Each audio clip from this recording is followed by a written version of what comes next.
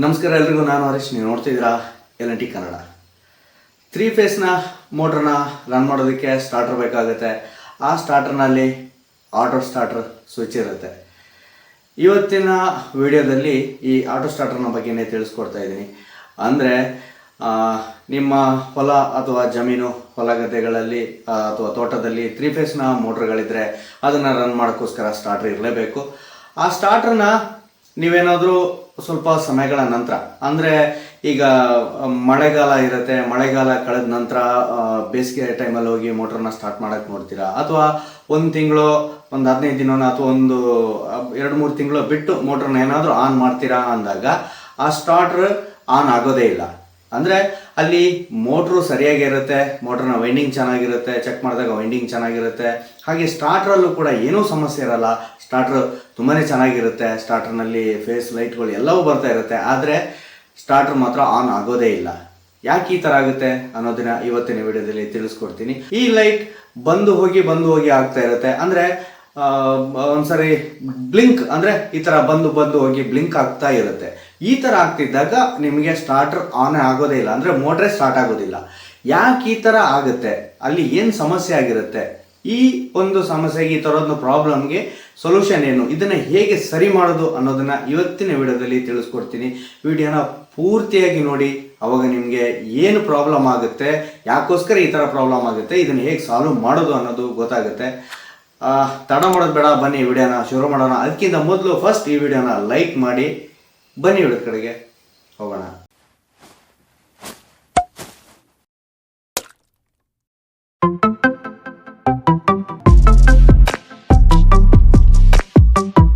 ಮೋಟ್ರನ್ನ on ಮಾಡಬೇಕು ಅಂತ ನೋಡಿದಾಗ ಸ್ಟಾರ್ಟರ್ನಲ್ಲಿರುವಂಥ ಆಟೋ ಸ್ಟಾರ್ಟರ್ನ ಸ್ವಿಚ್ ಬಂದು ಅದರಲ್ಲಿರುವಂಥ ಲೈಟ್ ಬ್ಲಿಂಕ್ ಆಗ್ತಾ ಇತ್ತು, ಬಂದು ಹೋಗ್ತಾ ಇತ್ತು. ಫೇಸ್ ಎಲ್ಲ ಚೆಕ್ ಮಾಡಿ ನೋಡಿದಾಗ ಫೇಸಲ್ಲಿ ಎಲ್ಲವೂ ಸರಿಯಾಗಿದೆ. ಅಂದರೆ 3 ಫೇಸಿಗೆ ಬೇಕಾದಂಥ ವೋಲ್ಟೇಜ್ ಏನಿದೆ 420 ವೋಲ್ಟೇಜ್ ಏನಿದೆ 400 ವೋಲ್ಟೇಜು ಇತ್ತು. ಆದರೂ ಕೂಡ ಮೋಟ್ರ್ ಆನ್ ಆಗ್ತಾ ಇರಲಿಲ್ಲ. ಮೋಟ್ರ್ ಆನ್ ಆಗೋಕ್ಕಿಂತ ಮೊದಲು ಸ್ಟಾರ್ಟ್ ಆನ್ ಆಗಬೇಕಲ್ವಾ, ಸ್ಟಾರ್ಟ್ ಆನ್ ಆಗ್ತಾನೆ ಇರಲಿಲ್ಲ. ಹಾಗಾದರೆ ಅಲ್ಲಿ ಏನು ಪ್ರಾಬ್ಲಮ್ ಆಗಿತ್ತು, ಬನ್ನಿ ನೋಡೋಣ.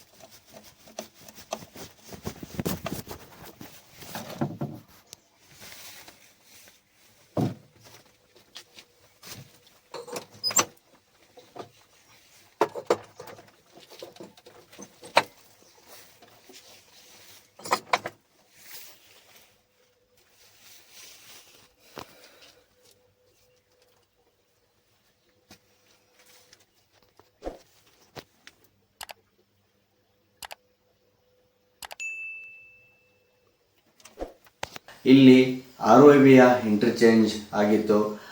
ROIB ಇಂಟರ್ಚೇಂಜ್ ಆದಾಗ ಈ ಥರದ ಸಮಸ್ಯೆ ಆಗುತ್ತೆ.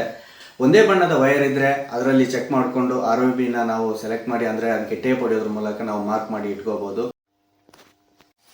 ಈ ಲೈಟ್ ಇದೆಯಲ್ಲ, ಈ ಆಟೋ ಸ್ಟಾರ್ಟರ್ ಲೈಟ್ ಇದೆಯಲ್ಲ, ಇದು ನಿಮಗೆ ಬಂದು ಹೋಗ್ತಿದ್ರೆ, ಬ್ಲಿಂಕ್ ಆಗ್ತಿದ್ರೆ ಇಲ್ಲಿ ಇರುವ ಸಪ್ಲೈ ಸರಿ ಇಲ್ಲ ಅಂತ ಅರ್ಥ.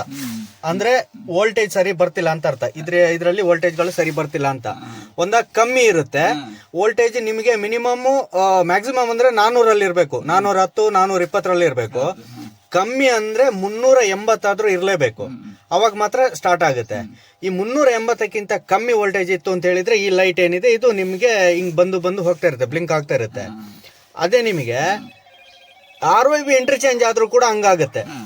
ROIB ಯಾಕೆ ಇಂಟರ್ಚೇಂಜ್ ಆಗುತ್ತೆ ಅಂದ್ರೆ ಅವರು ಮೈನ್ ಇದು ಲೈನ್ ಮ್ಯಾನ್ ಗಳು ಇದ್ ಮಾಡ್ತಾರಲ್ಲ, TC ನಲ್ಲಿ ವ್ಯತ್ಯಾಸ ಆದಾಗ ಆ ರೀತಿ ಆಗುತ್ತೆ.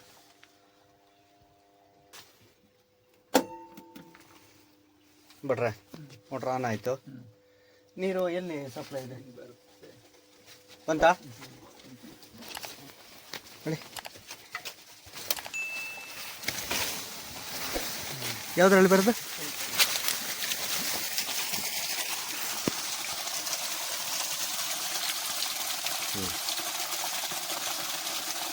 ನೋಡಿದ್ರಲ್ಲ ಸ್ನೇಹಿತರೆ, ಈ ಒಂದು ವಿಡಿಯೋದಲ್ಲಿ ಸ್ಟಾರ್ಟರ್ನಲ್ಲಿ ಏನು ಸಮಸ್ಯೆ ಆಗಿರುತ್ತೆ ಅನ್ನೋದನ್ನ ತೋರಿಸ್ಕೊಟ್ಟಿದ್ದೀನಿ. ಅಂದರೆ ಇಲ್ಲಿ ಏನಾಗಿತ್ತು ಅಂತ ಹೇಳಿದ್ರೆ, ಮೂರು ಫೇಸ್ಗಳು ಸರಿಯಾಗೇ ಇತ್ತು, ವೋಲ್ಟೇಜ್ ಚೆನ್ನಾಗೇ ಇತ್ತು. ಈಗ 3 ಫೇಸ್ನ ಮೋಟರ್ಗಳು ರನ್ ಆಗಬೇಕು ಅಂತ ಹೇಳಿದ್ರೆ 400-420 ವೋಲ್ಟೇಜ್ ಇರಲೇಬೇಕು. ಕಡೆ ಪಕ್ಷ 380ಕ್ಕಿಂತ ಮೇಲ್ಪಟ್ಟಂಥ ವೋಲ್ಟೇಜ್ ಇರಲೇಬೇಕು. ಅಂದರೆ 390, 395, 380ಕ್ಕಿಂತ ಮೇಲಿದ್ರೆ ಮಾತ್ರ 3 ಫೇಸ್ ಮೋಟರ್ಗಳು ಸರಿಯಾಗಿ ರನ್ ಆಗುತ್ತೆ. ಇಲ್ಲಿ ಏನಾಗಿತ್ತು ಅಂತ ಹೇಳಿದ್ರೆ ROBಯ ಇಂಟರ್ಚೇಂಜ್ ಆಗಿತ್ತು, ಅಂದರೆ ಆಚೆ ಈಚೆ ಆಗಿತ್ತು. ಈ ಥರ ಸಮಸ್ಯೆ ಆಗಿದ್ದರಿಂದಾಗಿ ಈ ಸ್ಟಾರ್ಟರ್ ಆನ್ ಆಗ್ತಾ ಇರಲಿಲ್ಲ.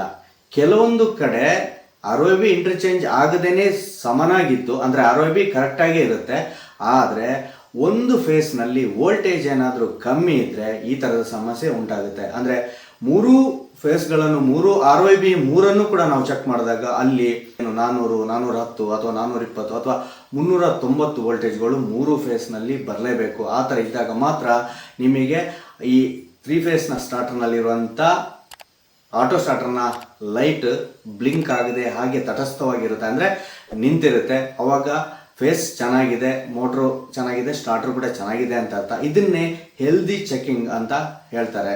ಈ ವಿಡಿಯೋದಿಂದ ನಿಮಗೆ ಒಂದು ಮಾಹಿತಿ ಗೊತ್ತಾಗಿದೆ ಅಂದ್ಕೊಳ್ತೀನಿ. ಈ ವಿಡಿಯೋ ಏನಾದರೂ ನಿಮಗೆ ಇಷ್ಟ ಆಗಿದ್ರೆ ವಿಡಿಯೋನ ದಯವಿಟ್ಟು ಲೈಕ್ ಮಾಡಿ, ಹಾಗೆ ನಿಮ್ಮ ಸ್ನೇಹಿತರುಗಳಿಗೂ ಈ ಒಂದು ವಿಡಿಯೋನ ಶೇರ್ ಮಾಡಿ. ಅವ್ರಿಗೂ ಕೂಡ ಈ ಒಂದು ಮಾಹಿತಿ ತುಂಬಾ ಉಪಯೋಗಕ್ಕೆ ಬರುತ್ತೆ. ಹಾಗಾದರೆ ಸಬ್ಸ್ಕ್ರೈಬ್ ಮಾಡಿ, ಸಪೋರ್ಟ್ ಮಾಡಿ. ಮತ್ತೆ ಸಿಗೋಣ ಇನ್ನೊಂದು ವಿಡಿಯೋದಲ್ಲಿ.